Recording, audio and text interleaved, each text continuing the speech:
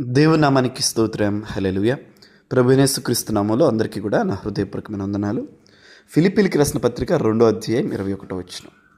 అందరూ తమ సొంత కార్యములనే చూచుకొనుచున్నారు కానీ యేసుక్రీస్తు కార్యములను చూడరు. Praise God. హల్లెలూయా. చూడండి, తిమోతిని గురించి పౌలు చెప్తూ ఒక మాటని సంఘానికి నేర్పిస్తూ ఉన్నాడు. నిజమే కదా, ప్రాక్టికల్గా ఆలోచన చేస్తే ఏదో ఆదివారం సంఘంలో కనపడటం, ఆల్రెడీ మన కోసం చేపలు వేయబడతాయి, ఆల్రెడీ మన కోసం చైర్స్, ఆల్రెడీ మన కోసం సంఘం సిద్ధపరచబడి ఉంటుంది. ఎందుకంటే సేవకులు పెద్దల బాధ్యతగా మనుషులు ఆలోచన చేసి సరిగ్గా 10 10కో లేదా 10:30కో 11కి మనం చక్కగా సిద్ధపడి అక్కడికి వెళ్తూ ఉన్నాం. కానీ ఒకసారి ఆలోచన చేయండి, ఎవరు సిద్ధపరచాలి, ఎవరు ముందుండాలి, ఎవరిది ఆ పని అనేది ఒక ఆలోచన మనం ఒకసారి తలంచుకోవాలి. ఎందుకంటే అక్కడ దేవుని వాక్యాన్ని గమనించండి. అందరూ తమ సొంత కార్యములనే చూచుకొనుచున్నారు. సంఘం అనేది క్రీస్తు శరీరం కదా, అందులో మనందరం అవయవములై ఉన్నాం. సో మనందరం కూడా ఒక సమాజంగా కూడా మరి సమకూర్చబడటానికి ఒక ప్రాంతాన్ని, ఒక స్థలాన్ని ఏర్పాటు చేసుకొని మనం అందులో ఆరాధన చేసుకుంటున్నప్పుడు ఆ పని మన పని కాదా? సంఘ బాధ్యత మన బాధ్యత కాదా? సంఘ పనులు మన పనులు కాదా?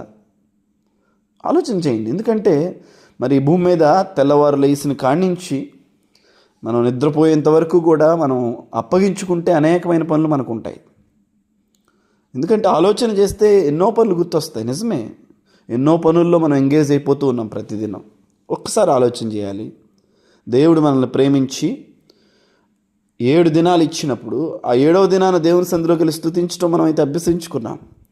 అయితే దేవుని పని కొరకు, దేవుని సన్నిధి కొరకు, దేవుని రాజ్యం కొరకు మనం, ఆయన రాజ్యం కొరకు మనం ఏ విధంగా ఉపయోగపడుతున్నాం, ఆయన రాజ్యంలో మనం ఏ విధమైన సాధనాలుగా ఉంటున్నాం, ఒక్కసారి మనం ఆలోచన చేయాలి. దేవుని రాజ్యం కట్టబడాలంటే ఈ భూమి మీద అది మనుషుల సహకారం లేనిది అది ఎలా? దేవుడు దానికి సంబంధించిన వ్యక్తులను లేవనెత్తుకుంటాడు. పరిచర్య అనేది మనం సహకరించినా సహకరించకపోయినా జరుగుతూనే ఉంటుంది. అది మనం కాకపోతే గాడిదని వాడుకుంటాడు, కాకులు వాడుకుంటాడు, ఎవరినైనా వాడుకుంటాడు ఆయన. Praise God. ఆకాశానికి కిటికీలు తెరిచి దేవుడు ఆయన సాయం పంపించుకుంటాడు, అది వేరే విషయం. మరి నీ పాత్ర, నా పాత్ర ఏంటి? అది దేవుని రాజ్యం కట్టబడాలంటే ఒక వ్యక్తి ద్వారా అయ్యేది కాదు.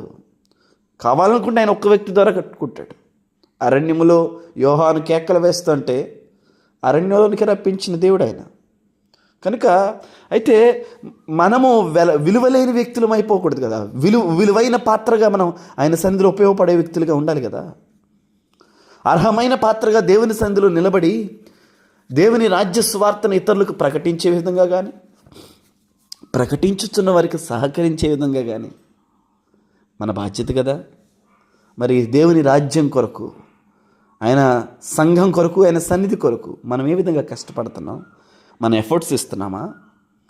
మన ఫైనాన్సెస్ ఇస్తున్నామా? మన బలాన్ని ఇస్తున్నామా? ఒకసారి ఆలోచన చేయాలి. అన్ని వేళ డబ్బులనే కాదండి, గుర్తుపెట్టుకోండి. మన ప్రజెన్స్ అనేది కావాలి, మనం నిలబడాలి. ఇక్కడ చూడండి ఎంత చక్కగా చెప్తున్నాడు. అందరూ తమ సొంత కార్యములను చూచుకుంటారు కానీ యేసుక్రీస్తు కార్యములను చూడరు. ఏంటి యేసుక్రీస్తు ప్రభువారి కార్యం? శిష్యులు ఆహారం కోసం వెళ్తే నన్ను పంపినవాని చిత్తము నెరవేర్చుటయే నాకు ఆహారం అన్నాడు యేసు ప్రభువారు. అంటే దేవుని పని, యేసే పని.